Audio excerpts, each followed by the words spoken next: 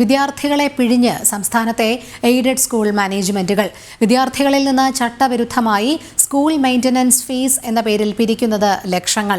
Maintenance fees ആവശ്യപ്പെട്ട് അധ്യാപകർ രക്ഷിതാക്കൾക്ക് പങ്കുവച്ച ശബ്ദ സന്ദേശം ജനം ടിവിക്ക് ലഭിച്ചു. ഡിയർ പാരന്റ്സ്, നമ്മുടെ പോസിറ്റീവ് പാരന്റിംഗ് എന്ന വിഷയത്തെക്കുറിച്ചുള്ള സെമിനാറും അതുപോലെ തന്നെ നമ്മുടെ ക്ലാസ് PTA മീറ്റിംഗും നാളെ 1 മണിക്ക് തന്നെ ആരംഭിക്കും.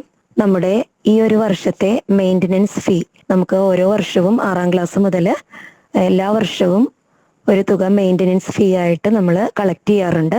അപ്പോൾ അതിൻ്റെ ആദ്യത്തെ ഫസ്റ്റ് ടേമിൽ കളക്ട് ചെയ്യുന്ന 500 രൂപ അല്ലെങ്കിൽ നിങ്ങളുടെ കൈവശമുള്ള അതിൽ താഴെയുള്ള എമൗണ്ട് സാധിക്കുമെങ്കിൽ നാളെ പാരൻസ് കൊണ്ടുവരാവുന്നതാണ്. അത് ക്ലാസ് ടീച്ചർ വാങ്ങിക്കുന്നതായിരിക്കും. ഇതിൻ്റെ കൂടുതൽ വിവരങ്ങൾ, മെയിൻ്റനൻസ് ഫീയുമായി ബന്ധപ്പെട്ട മറ്റു വിവരങ്ങൾ നിങ്ങളുടെ ക്ലാസ് PTA മീറ്റിംഗിൽ സംസാരിക്കുന്നതുമായിരിക്കും.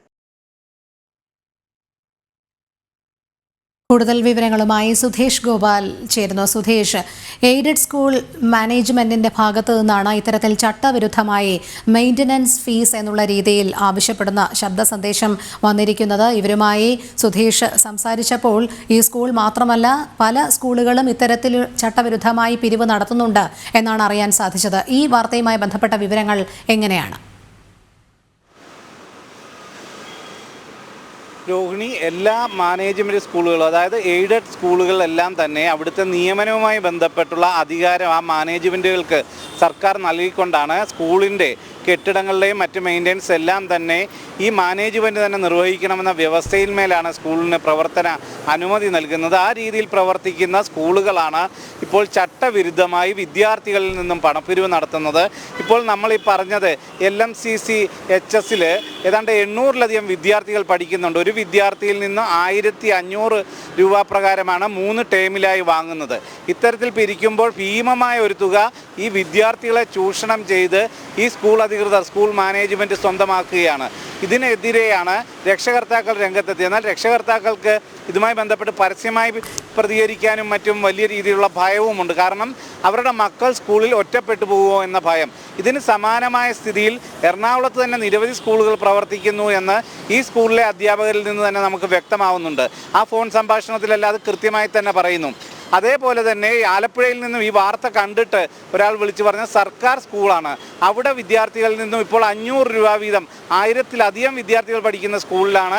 അവിടുത്തെ എല്ലാ വിദ്യാർത്ഥികളിൽ നിന്നും 500 രൂപ വീതം ആലപ്പുഴ ഗവൺമെൻറ് ഗേൾസ് സ്കൂളിൽ നിന്നും PTA പിരിക്കുകയാണ്.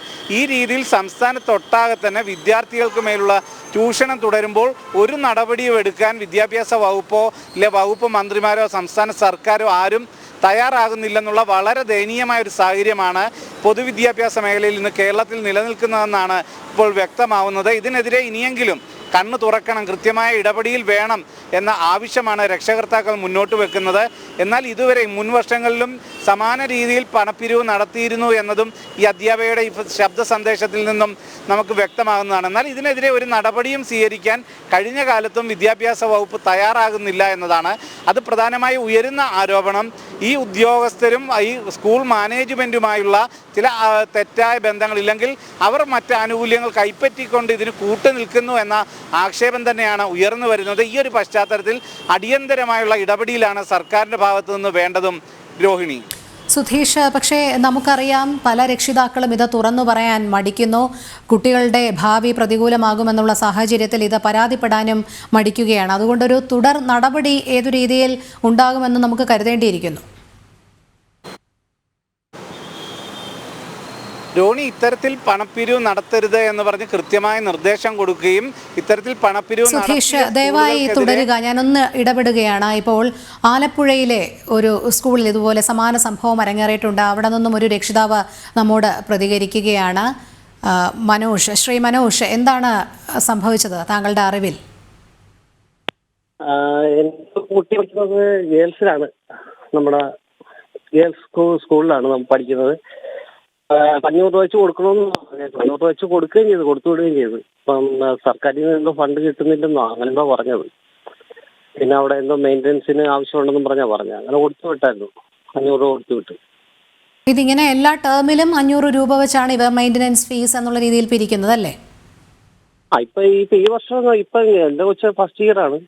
അപ്പോൾ ഈ വർഷമാണ് ഇപ്പോൾ പറഞ്ഞത് ഇങ്ങനെ ഫസ്റ്റ് ഇയർ 500 രൂപ കൊടുക്കണം, മെയിൻ്റനൻസിനാണ്. അപ്പോൾ ടീച്ചർമാർ എന്തോ കയ്യിൽ നിന്ന് പൈസ വെച്ച് എന്തൊക്കെ ചെയ്തിട്ടുണ്ട് അവിടെ, ബാക്കി കുട്ടികളെ ഇടണമെന്നാണ് പറഞ്ഞത്. ഇത് രക്ഷിതാക്കൾ സ്വാഭാവികമായും ചോദ്യം ചെയ്തില്ലേ? വേറെ ആരും പറഞ്ഞു കേട്ടില്ല. അപ്പൊ ഇതിങ്ങനെ വന്നപ്പോൾ ഞാനിത് സൂചിപ്പിച്ചായിരുന്നു, ഇവിടുത്തെ ചാനലിൽ സൂചിപ്പിച്ചു ഇങ്ങനെ ഒരു വാർത്ത വന്നു. അപ്പൊ ഇന്ന് രാവിലെ എറണാകുളത്തെ സ്കൂളിൽ കണ്ടപ്പോഴാണ് ഞാൻ ഇതിനെ കുറിച്ച് പറഞ്ഞത്.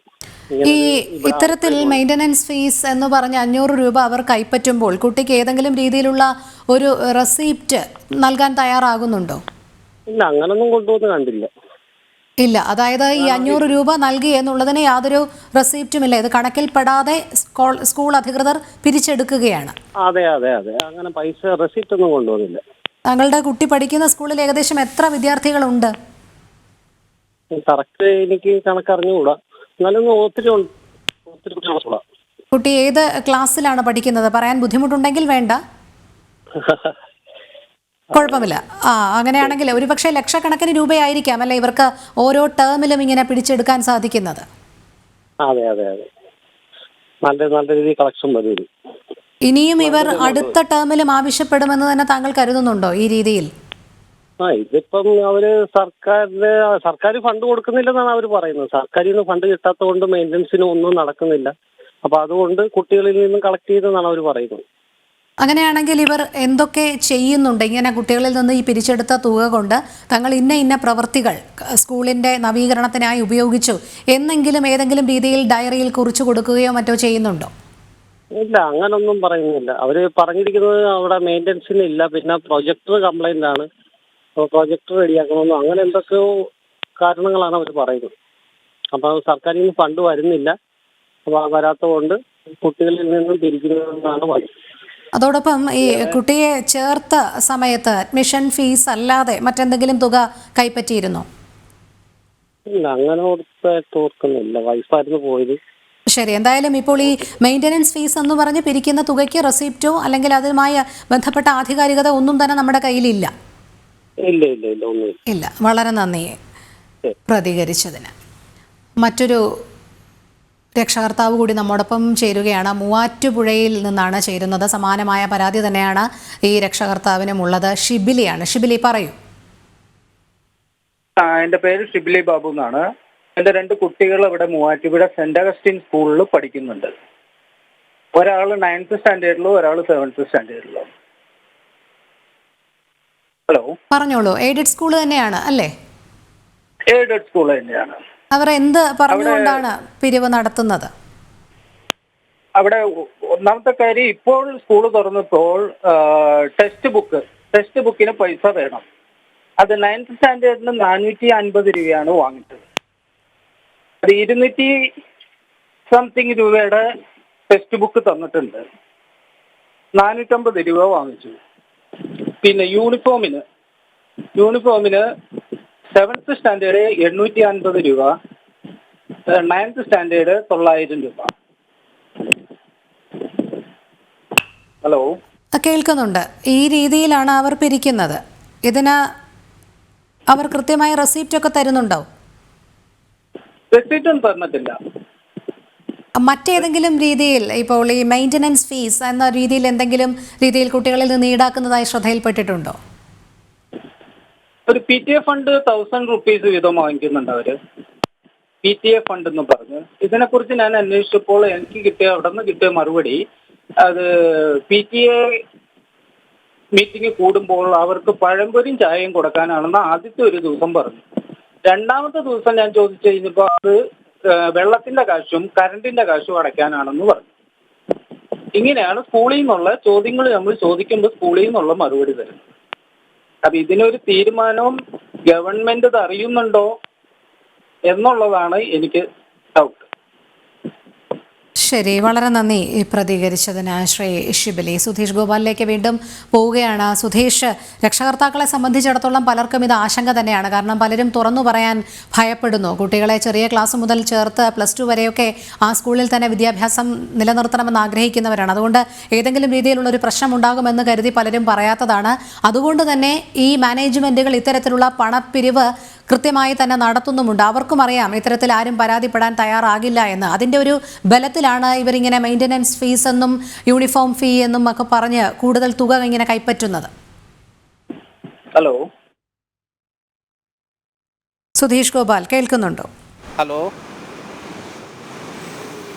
കേൾക്കാം. സർക്കാർ സ്കൂളുകളിൽ സർക്കാരിൻ്റെ ഫണ്ട് വരുന്നില്ല എന്ന പേരിലാണ് ഇത്തരത്തിൽ പണപ്പിരിവ് നടക്കുന്നതെങ്കിൽ എല്ലാ തരത്തിലും ആ സ്കൂളിൻ്റെ മെയിൻ്റനൻസ് അടക്കമുള്ള എല്ലാ ഉത്തരവാദിത്തങ്ങളും ഏൽക്കേണ്ട മാനേജ്മെൻറ്റാണ് ഇത്തരത്തിൽ വലിയ രീതിയിലുള്ള സാമ്പത്തിക പിരിവ് നടത്തുന്നത്. ഈ രീതിയിൽ പിരിക്കുമ്പോൾ ഇപ്പം തന്നെ 1000 രൂപ PTA ഫണ്ടായി മൂവാറ്റുപുഴയിലെ ഒരു സ്കൂൾ പിരിക്കുന്നു, 1500 രൂപയാണ് എറണാകുളത്ത് സ്കൂൾ പിരിക്കുന്നത്. ആലപ്പുഴയിലെ സർക്കാർ സ്കൂളിൽ ഇപ്പോൾ ചേർന്നപ്പോൾ തന്നെ 500 രൂപ PTA ഫണ്ട് എന്ന നിലയിൽ, ഇല്ലെങ്കിൽ വിവിധ ആവശ്യങ്ങൾ ചൂണ്ടിക്കാട്ടി വിദ്യാർത്ഥികളിൽ നിന്ന് പിരിക്കുകയാണ്. യൂണിഫോം UP സ്കൂൾ വരെയുള്ളത് സൗജന്യമായി നൽകുമെന്ന് പറഞ്ഞു. അതിന് 850 രൂപയാണ് 7ാം ക്ലാസ്സിൽ പഠിക്കുന്ന വിദ്യാർത്ഥികളിൽ നിന്ന് പിരിക്കുന്നത്. 450 രൂപ 225 രൂപയുടെ പുസ്തകത്തിന് മേടിക്കുന്നു, ഇരട്ടി വില. ഈ രീതിയിലെല്ലാം തന്നെ വിദ്യാർത്ഥികളെ ചൂഷണം ചെയ്യുന്നു. ഇതിനെതിരെ ഒരു നടപടി ഉണ്ടാവുന്നില്ല. DOയുടെ അടുക്കെ അല്പം മുമ്പ് വിളിച്ച രക്ഷകർത്താവ് DOയുടെ ഓഫീസിൽ ചെന്ന് വിദ്യാർത്ഥികൾ തന്നെ നേരിട്ട് പരാതി പറഞ്ഞിട്ടും ഒരു നടപടിയും ഉണ്ടായിട്ടില്ല എന്നതാണ് ആ രക്ഷകർത്താവ് തന്നെ നമ്മളോട് സംസാരിച്ചപ്പോൾ പറഞ്ഞത്. അപ്പോൾ ഈ രീതിയിൽ വ്യാപകമായാണ് വിദ്യാർത്ഥികൾ ചൂഷണം ചെയ്യപ്പെടുന്നത്. ഇതിന് നേരെ സർക്കാർ പൂർണ്ണമായും കണ്ണടയ്ക്കുന്നു, ബന്ധപ്പെട്ട ഉദ്യോഗസ്ഥർ കണ്ണടയ്ക്കുന്നു എന്നതാണ് ഏറ്റവും ദയനീയമായ അവസ്ഥയും. രോഹിണി. ശരി സുധീഷ്, മെയിൻ്റനൻസ് ഫീസ് എന്ന പേരിൽ ചട്ടവിരുദ്ധമായി കുട്ടികളിൽ നിന്നും തുക ഈടാക്കുന്നതായാണ് കണ്ടെത്തിയിട്ടുള്ളത്. പല എയ്ഡഡ് സ്കൂൾ മാനേജ്മെൻറ്റുകളും ഈ പ്രവൃത്തി ചെയ്യുന്നുവെന്നാണ് അറിയാൻ സാധിക്കുന്നത്. സുധീഷ് ഗോപാലാണ് വിവരങ്ങൾ നൽകിയത്.